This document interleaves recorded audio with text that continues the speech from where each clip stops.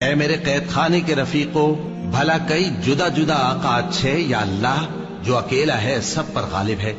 جن چیزوں کی تم اللہ کے سوا پرستش کرتے ہو وہ صرف نام ہی نام ہیں جو تم نے اور تمہارے باپ دادا نے رکھ لیے ہیں۔ اللہ نے ان کی کوئی سند نازل نہیں کی۔ سن رکھو کہ اللہ کے سوا کسی کی حکومت نہیں ہے۔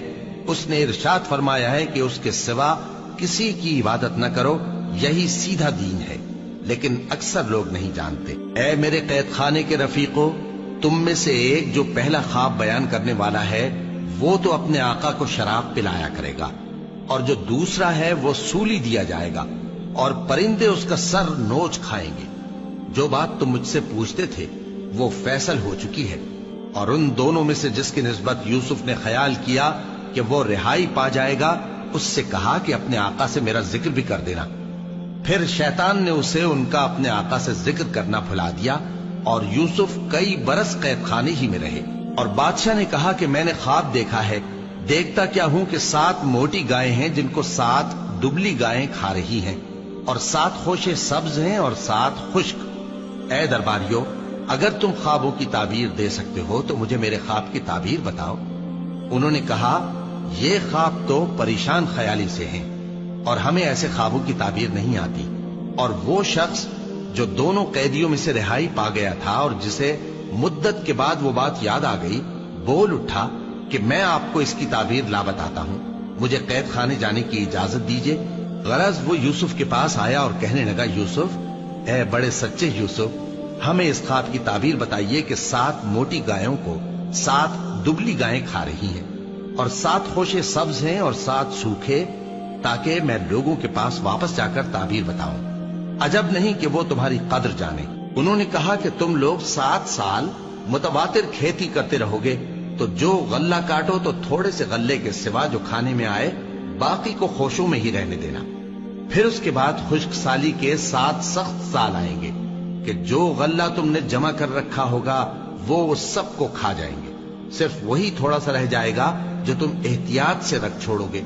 پھر اس کے بعد ایک ایسا سال آئے گا کہ خوب مے برسے گا اور لوگ اس میں رس نچوڑیں گے۔ اور یہ تعبیر سن کر بادشاہ نے حکم دیا کہ یوسف کو میرے پاس لے آؤ۔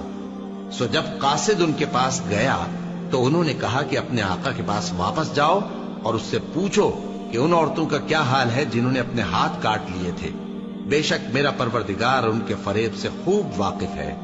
بادشاہ نے عورتوں سے پوچھا کہ تمہارا کیا قصہ تھا جب تم نے یوسف کو اپنی طرف مائل کرنا چاہا؟ سب بول اٹھیں کہ اللہ پاک ہے، ہم نے اس میں کوئی برائی معلوم نہیں کی۔ عزیز کی بیوی نے کہا، اب سچی بات تو ظاہر ہو ہی گئی ہے، اصل یہ ہے کہ میں نے اس کو اپنی طرف مائل کرنا چاہا تھا، اور وہ بے شک سچا ہے۔ یوسف نے کہا کہ میں نے یہ بات اس لیے پوچھی ہے کہ عزیز کو یقین ہو جائے کہ میں نے اس کی پیٹھ پیچھے اس کی امانت میں خیانت نہیں کی، اور اللہ خیانت کرنے والوں کی چال کو چلنے نہیں دیتا۔ اور میں اپنے آپ کو پاک صاف نہیں کہتا، کیونکہ نفس امارہ انسان کو برائی ہی سکھاتا رہتا ہے، مگر یہ کہ میرا پروردگار رحم فرمائے۔ بے شک میرا پروردگار بخشنے والا ہے، مہربان ہے۔ اور بادشاہ نے حکم دیا کہ اسے میرے پاس لاؤ، میں اسے اپنا مصاحب خاص بناؤں گا۔ پھر جب ان سے گفتگو کی تو کہا کہ آج سے تم ہمارے ہاں صاحب منزلت ہو اور صاحب اعتبار ہو۔ یوسف نے کہا، مجھے زرعی پیداوار پر مقرر کر دیجئے، کیونکہ میں حفاظت بھی کر سکتا ہوں اور اس کام سے واقف بھی ہوں۔ اس طرح ہم نے یوسف کو ملک مصر میں جگہ دی، اور وہ اس ملک میں جہاں چاہتے تھے رہتے تھے۔ ہم اپنی رحمت جس پر چاہتے ہیں کرتے ہیں، اور نیکوکاروں کے اجر کو ضائع نہیں کرتے۔ اور جو لوگ ایمان لائے اور ڈرتے رہے ان کے لیے آخرت کا اجر بہت بہتر ہے۔